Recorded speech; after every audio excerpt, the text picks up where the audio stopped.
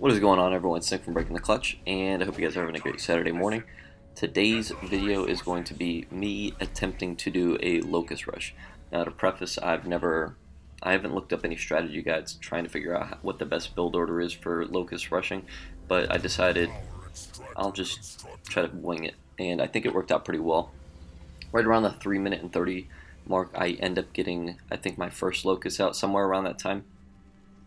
But to start, and when I play random threes, and this is a random three gameplay, don't know my two teammates, I like to do double power on my base just to make sure that, because there's a lot of times when you're playing random threes, you run into teams that don't really go for the power nodes, or maybe one person does, and then the other team just, if they're a full team, they'll just take out the power nodes, and there's no way to really defend it. So to ensure that I stay generating power, or I continue to generate power, I'm going to go ahead and put two power nodes on my base, and I'm going to try to get my base upgraded pretty quickly.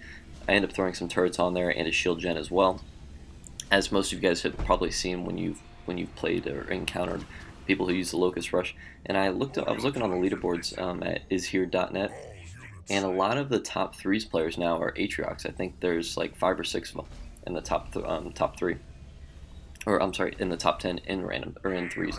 So what does that tell us? Maybe there's a shift going on where if you can get 2 players on your team to rush and kind of be the decoy, and then you have one of your teammates switch out towards Locust, man, it's a pretty devastating play, because around the 4 or 5 minute mark, I don't know what you have to defend against Locust.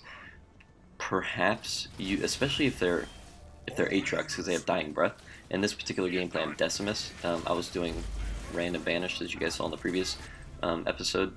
And I'm still continuing. I just didn't want to do a live com on it. But anyways, when you're encountering a Locust Rush, how do you kind of stop that? Especially if they're Atriox with Dying Breath.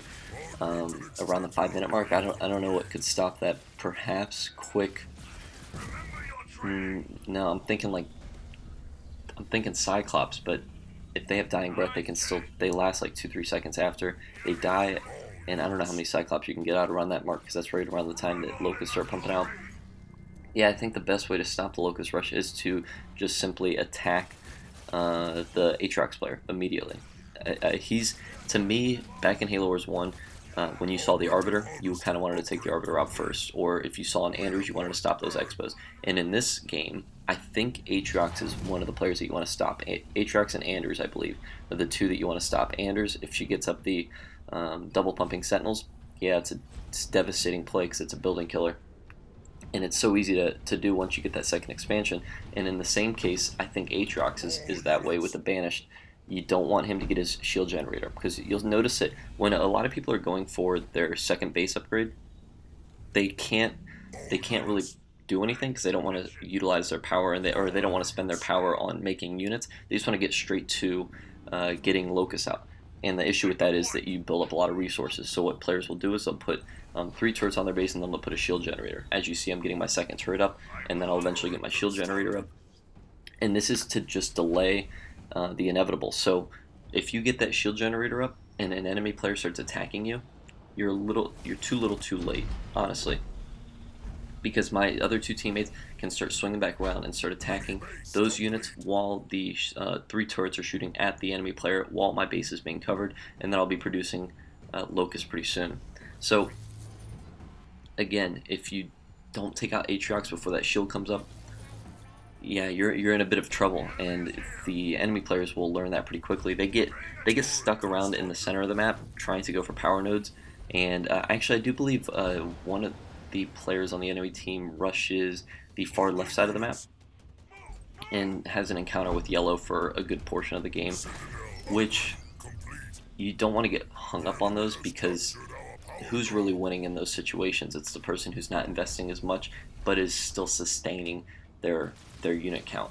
And as you'll see, yellow does a nice job of doing that, and I think one of the blue players overcommits on that part, and then we get an easy flank on them with the Locust once they overcommit to one side. So yeah, if you don't take out the Locust player immediately, you're in trouble. And we're going to see right here, I'm going to go a couple engineers, and I'm also going to go a Shroud.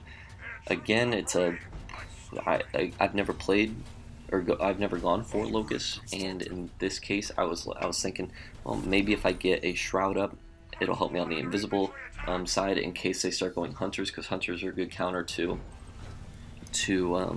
Locust. So again, I'm trying to figure out ways that they could possibly stop my strategy while I'm building my units. I'm going to double pump Locust as you see right here. A couple engineers to help me out, and then I'm also going to go a Shroud. The Shroud is strictly to give myself a little bit of breathing room when they start attacking me with Hunters or Cyclops or maybe even Marines at that point, maybe RPG Marines, because you'll notice that Locusts are very weak. They're not very stable units, but they do a lot of damage, and that's the case with most building killers. So my goal here is to just knock out a base and just prevent the enemy from taking out my Locust before I take that base out. Otherwise, Locusts are pretty useless. If you're not taking bases out, I hope you're not trying to kill units with them. But they are good against weak units, I should say, like grunts, that kind of thing. And the enemy players, I think they're all banished. So if I do encounter some grunts, easy pickings on that, but most units can take out grunts anyways. So moving forward, you'll see I've invested in the Shroud. A lot of money is being invested there. Perhaps I should have waited on buying the Shroud just because I needed more Locusts at this point. Probably it would have been the better case. I could have gotten 2 more Locusts at that point, and then when I was going to push and make my my final push, I should have probably bought a Shroud right then and there. But no big deal really. Perhaps change that up a little bit in the future. So as you'll see, I've got a good amount of units going on right now, and double pump's pretty stable. The enemy players, so that's the case I was talking about earlier. Enemy players are pushing onto yellow side. I'm not going to go defend it because they're just a bunch of grunts. I'm going to instead let them overcommit on that side, and I'm going to swing over and start taking out dark blue's bases. Dark blue does an interesting play. I don't agree with it in the slightest. The first expansion, fine, but you'll notice right here, yeah, he expanded right again. So he expanded 3 times in the first 7 minutes of the game. Yeah, just extremely risky.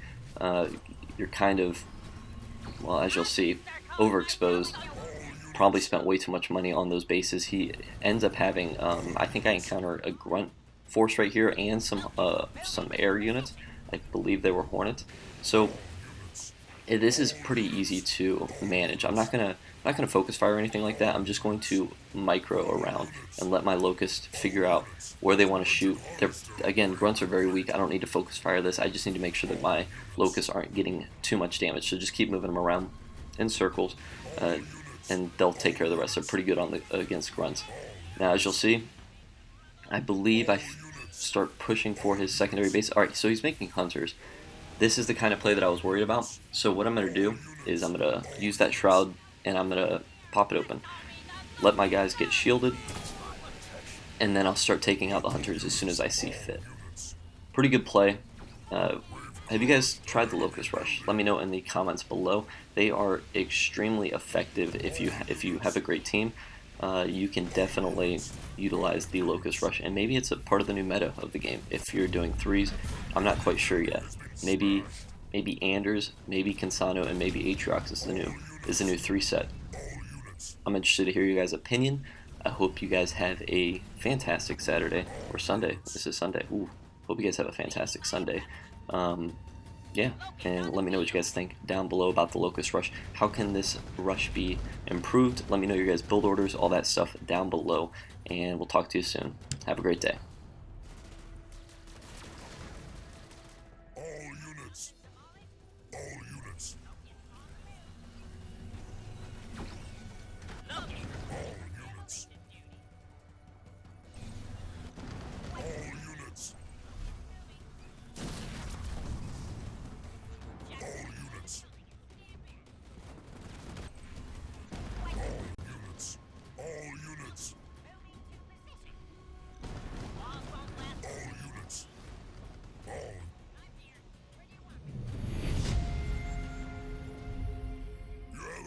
Respect, this time at least.